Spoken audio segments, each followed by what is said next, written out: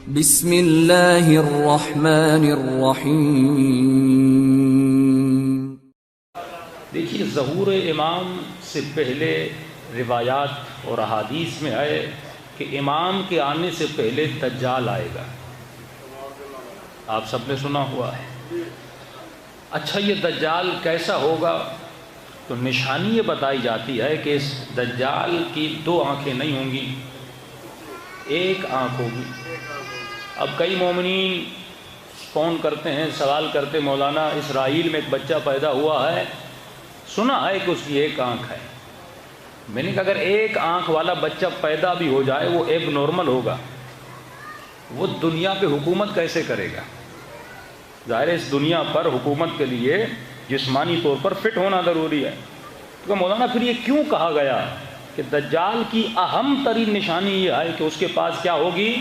1 آنکھ ہوگی۔ ہمارا شروع سے یہ مسئلہ رہا ہے، وہ شیعہ ہو یا سنی ہو، ہم ہیں لفظ پرست۔ کبھی بھی ہم تصورات میں نہ جانے کی کوشش کی ہے، نہ جانا چاہتے ہیں۔ مثلا تعارف ہوتا ہے کہ بھائی علامہ عارف کاظمی آپ کے سامنے خطاب کریں گے، ہمیں آج تک علامہ کا ہی نہیں پتا۔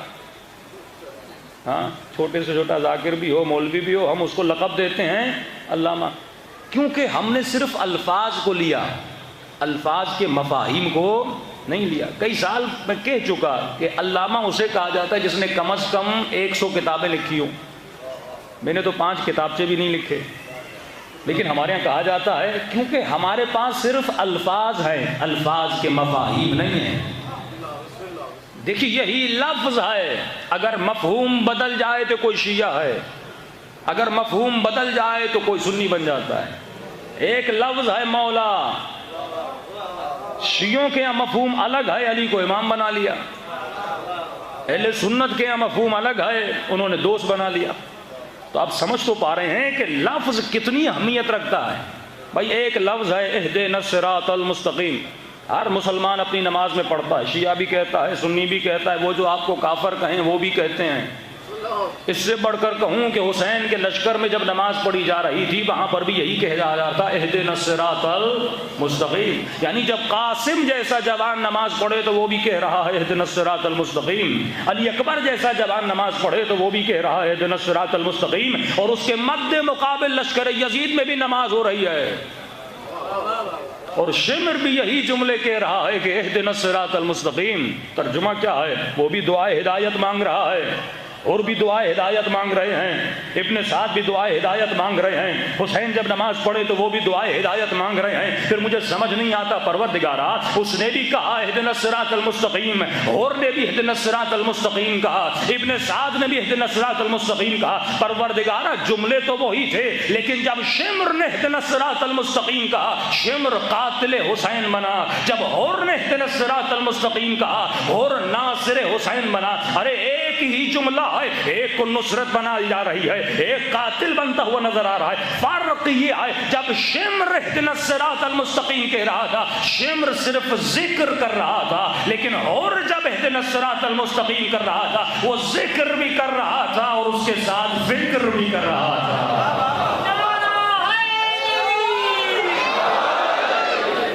اصل ہدایت اسے ملتی ہے جو الفاظ میں فکر کرے۔ ہم ہیں ذکری شیعہ، ذکری سنی، ذکری شیعہ کہ بیٹھ جاؤ امام بارگاہ میں دن رات حسین حسین کرتے رہو۔ ذکر سے کچھ نہیں ملتا جب تک فکر نہ ہو۔ خانقاہوں میں بیٹھ جاؤ، تسبیح اٹھاؤ، اللہ اللہ کرتے رہو، اس اللہ سے تمہیں کچھ نہیں ملے گا جب تک اللہ کی فکر نہ ملے۔ یہ آج جنگ فکر ہے، یہ شیعہ سنی کا جھگڑا فکر کا ہے، کیونکہ مسلمانوں نے دین اسلام کو رٹا ہے، سمجھا نہیں ہے۔ لا الہ الا اللہ پڑھا ہے، لا الہ الا اللہ کو سمجھا نہیں۔ تو جنگ ہے لفظوں کی۔ تو سن لیا کہ دجال آئے گا، دجال کی 1 آنکھ ہوگی، اور اسی انتظار میں شیعہ بیٹھ گیا کہ کوئی بچہ پیدا ہوگا 1 آنکھ والا۔ لیکن مسئلہ یہ ہے اسی فکر میں بیٹھتے ہوئے اس نے زندگی گزار دی، اور جب مر جائے گا اور ملک الموت کہے گا کیا دجال سے ملے؟ کہے گا نہیں میں تو انتظار میں تھا۔ کہے گا ارے وہ تو آ بھی چکا، تو اس کا سپاہی بھی بنا ہوا تھا۔ اسی کی زندگی اور طور و طریقوں پہ زندگی گزار رہا تھا. تو مولا اس دجال سے مطلب کیا ہے؟ دجال سے مراد کیا ہے؟ کہ ایک آنکھ والا ہوگا. فرمایا مومن کے پاس 2 آنکھیں ہیں، دجال کے پاس ایک آنکھ ہے. یہ جسمانی آنکھ کی بات نہیں ہو رہی. کون سی آنکھ ہے؟ فرمایا دجال کے پاس صرف معاش کی آنکھ ہوگی. کس کی آنکھ؟ معاش کی آنکھ. اور ہمارے چاہنے والے کے پاس 2 آنکھیں ہوں گی، معاش کی آنکھ بھی ہوگی، معاد کی آنکھ بھی ہوگی. معاش کی آنکھ بھی، معاد کی. اچھا یہ معاش کیا ہے؟ فرمایا یہ جو دجال ہے یہ اپنی زندگی میں جتنے بھی فیصلے کرے گا یہ صرف معاش کے لیے کرے گا. یہ اپنے فیصلوں میں معاد کو نہیں رکھے گا. معاد یعنی قیامت کو نہیں رکھے گا، معاد یعنی قبر کو تصور میں نہیں رکھے گا. یہ فیصلہ جب بھی کرے گا اپنے معاش کو رکھے گا. زندہ مثال دوں، امریکہ $5 ارب کا اسلحہ سعودی عرب کو بیچتا ہے، اور فخر سے ٹرمپ کہتا ہے کہ میں نے اسلحہ بیچا اور اس اسلحے کے بیچنے سے میرا کیا مضبوط ہوا؟ معاش. کوئی ٹرمپ سے پوچھے کہ تمہارا اسلحہ استعمال کہاں پہ ہوگا؟ اس اسلحے سے بچے مریں گے، اس اسلحے سے خواتین مریں گی. وہ کہتا ہے میرا معاد سے لینا دینا نہیں ہے، مجھے صرف اپنا معاش بچانا ہے، مجھے صرف اپنے ملک کے جوانوں کا معاش بچانا ہے. اب اسلحہ کوئی بھی خریدے میرا لینا دینا نہیں ہے، کیونکہ میں صرف معاش کو بچانے آیا ہوں. تو جنگ اہل بیت یہی تھی. یزید سے جنگ کیا تھی؟ ایک طرف لشکر حسین ہے جو معاد کا سوچ رہا ہے، ایک طرف لشکر یزید ہے جو معاش کا سوچ رہا ہے. ارے شمر شمر کیوں بنا؟ معاش کی وجہ سے. ہور کیوں بنا؟ معاد کی وجہ سے. اگر اور قیامت کا نہ سوچتا، اگر اور میدان برزخ کا نہ سوچتا، اگر اور اپنی قبر کا نہ سوچتا، کبھی اور نہ بنتا. اگر اور صرف معاش کو ذہن میں رکھتا، یعنی صرف مال کو ذہن میں رکھتا، صرف حکومت کو ذہن میں رکھتا، صرف اس بدن کو بچانے کو ذہن میں رکھتا، تو کبھی بھی اور حسین کے لشکر میں نہ جاتا. لیکن ابن سعد کیوں بنا؟ کیونکہ اس کی زندگی میں جو فیصلہ تھا وہ صرف معاش کو بچانے کا فیصلہ تھا. اب یہی آپ کے ملک کا حال ہے کہ آپ کا وزیر اعظم ہر کمینے سے کمینے شخص کے ساتھ بیٹھنے کے لیے تیار ہو جاتا ہے کہ مجھے $2 ارب مل جائیں، میں ظالم سے ظالم حکمران کا ڈرائیور بننے کے لیے تیار ہوں. کیوں؟ کیا قیامت مضبوط ہوگی؟ کیا قبر مضبوط ہوگی؟ نہیں، مجھے اپنے ملک کا معاش مضبوط کرنا ہے.